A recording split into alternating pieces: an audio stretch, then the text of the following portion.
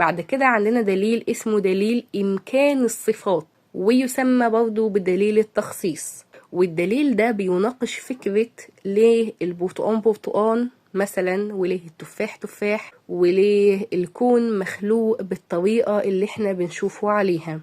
وده بالمناسبة سؤال علمي كبير جدا في الأوساط العلمية التطبيقية زي الفيزياء، والعلماء دايما بيحاولوا يلاقوا حل ليه، اللي هو ليه العالم اتوجد بالطريقة اللي احنا بنشوفه بيها، والحقائق والثوابت الفيزيائية ليه موجودة بالشكل ده. ليه المية مثلا درجة غليانها 100 درجة مئوية، ليه مش أعلى وليه مش أقل؟ ليه سرعة الضوء هي السرعة اللي متعارف عليها؟ ليه قوة الجاذبية محددة بالشكل ده؟ وأي قانون طبيعي بيحكم الكون، وأي قوانين فيزيائية ليه هي بهذه المقادير؟ طبعا السؤال ده علميا مفيش عليه أي رد. فدليل إمكان الصفات بيقول إن الذي اختار هذه الأشياء والذي خصص هذه الصفات للذوات هو الله سبحانه وتعالى.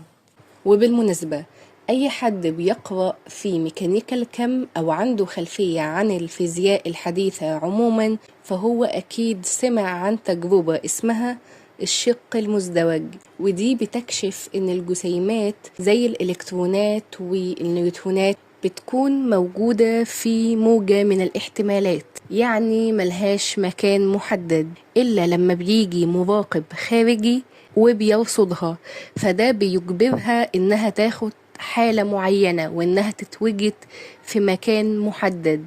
والجسيمات الصغيرة دي هي اللي بتكون الذرة، وبالتالي بتكون المادة والكون كله. معنى كده إن الكون كله محتاج لراصد، لمراقب خارجي وموجه دائم علشان يخليه بالحالة اللي احنا بنشوفها بيه.